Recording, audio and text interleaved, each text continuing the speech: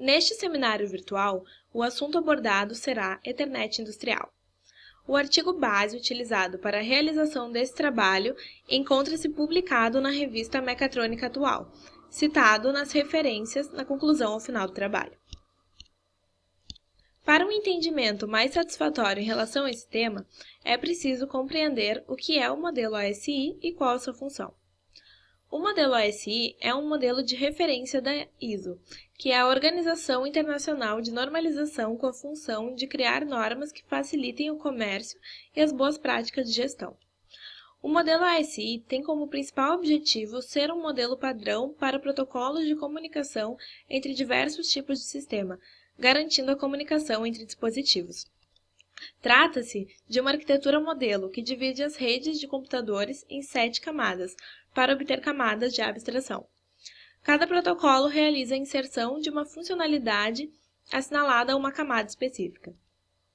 O modelo ASI surgiu pela dificuldade enfrentada na comunicação de dados entre computadores por causa da falta de compatibilidade entre as arquiteturas de rede existentes.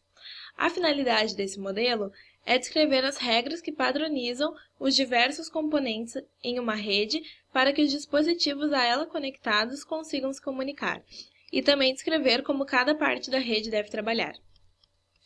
A fim de simplificar essa padronização, o modelo em questão foi dividido em camadas, onde cada camada realiza um conjunto de funções diferentes e independentes entre si, não interessando então a uma camada como as atividades da camada inferior foram implementadas, desde que funcionem corretamente. Aqui, podemos analisar as 7 camadas apresentadas no modelo OSI. Como dito anteriormente, cada camada exerce uma função específica. Na camada 7 de aplicação, pode tanto se iniciar como pode se finalizar o processo. Ela serve para estabelecer uma interface entre o software de aplicação do utilizador e as camadas inferiores.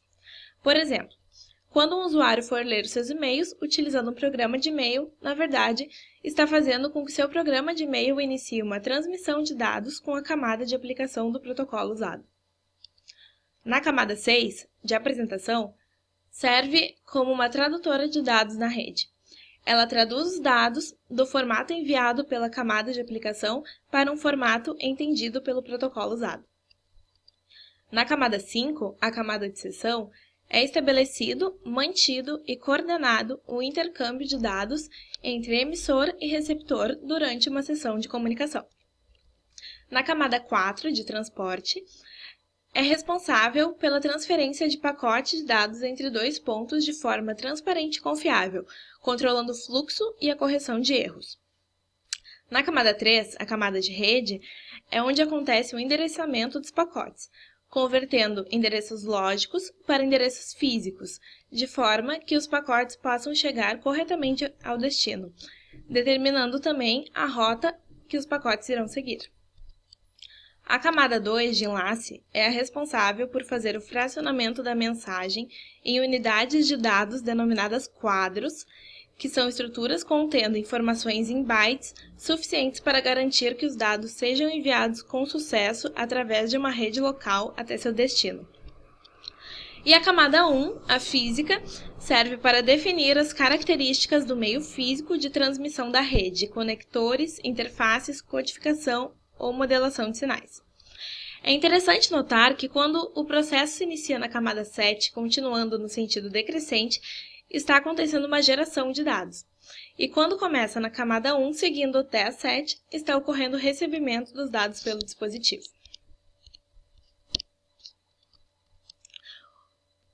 O I3E é o Instituto de Engenheiros Eletricistas e Eletrônicos, que trabalha no desenvolvimento de padrões técnicos para a indústria, e se tornou bastante conhecido pela sua série de normas para redes locais, a I3E 802. A I3E 802 trata-se de um conjunto de parâmetros desenvolvidos para definir métodos de acesso e controle para as redes locais, conhecida como LANs, e para as redes metropolitanas, nomeadas de MANs. Os protocolos dela correspondem especificamente à camada física e de enlace do modelo OSI, largamente adotado na interconexão de sistemas abertos, descrevendo a fiação, topologia física, elétrica e os esquemas de acesso para equipamentos em rede que devem ser utilizados. A IEEE, com a intenção de facilitar as funções e informações, constituiu uma divisão na camada de enlace, transformando-a em outras duas subcamadas, a LLC e a MAC. Porém, manteve a camada física semelhante à do modelo base, sem realizar modificações, como é possível observar na imagem.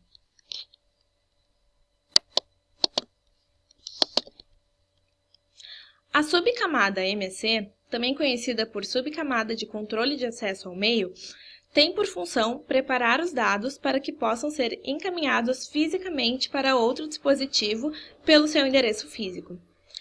Essa subcamada diz como os dados serão colocados no meio físico e define o endereço físico do dispositivo. Cada dispositivo que fizer parte dessa subcamada deverá ter um endereço MAC exclusivo. Notificações de erro, controle de fluxo e a ordem em que os quadros serão enviados podem também ser descritos aqui.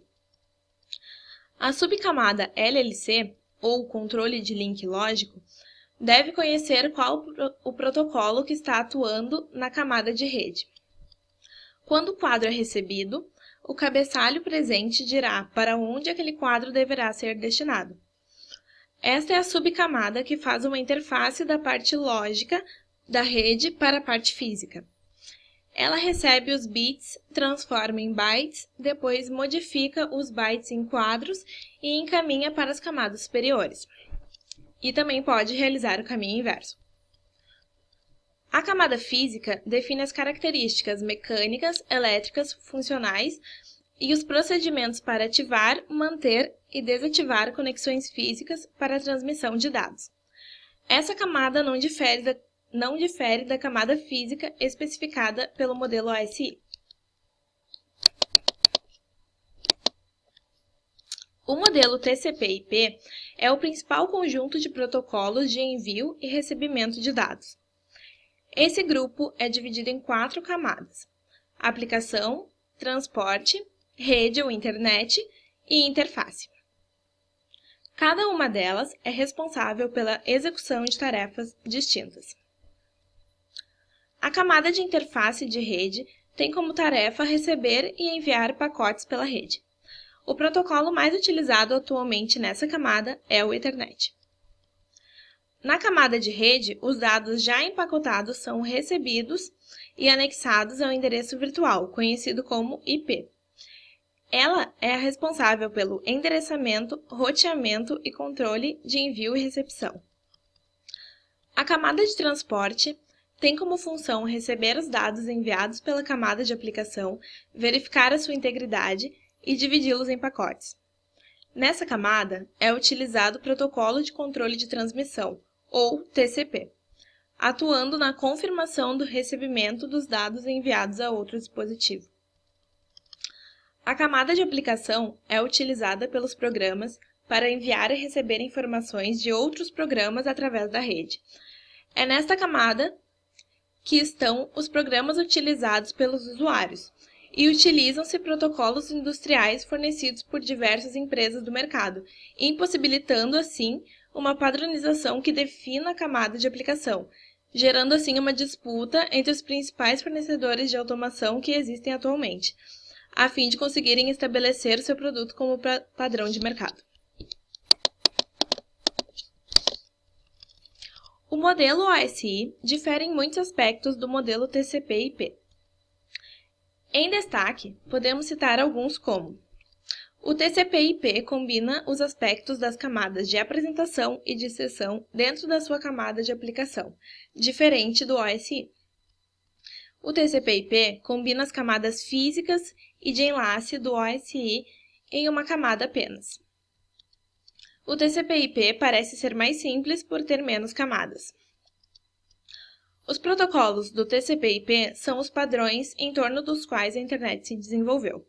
Em contraste, nenhuma rede foi criada em torno dos protocolos específicos relacionados ao OSI, embora todos usem o modelo OSI para guiar seu raciocínio.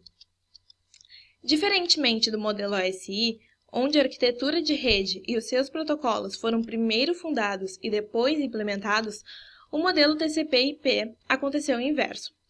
Os protocolos foram inicialmente implementados e, após isso, o modelo foi concebido, tornando-se então uma descrição dos protocolos existentes, o que torna o TCP/IP o modelo mais usado de fato, enquanto o OSI é o modelo mais citado por suas razões históricas. O protocolo Ethernet, então, é o conjunto de tecnologias utilizada para a comunicação de redes locais, LANs.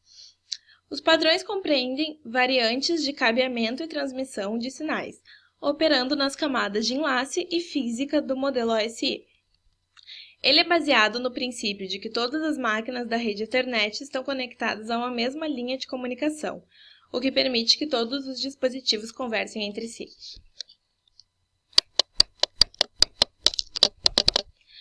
Por fim, aqui estão apresentadas as referências utilizadas para a realização desse trabalho. Obrigada!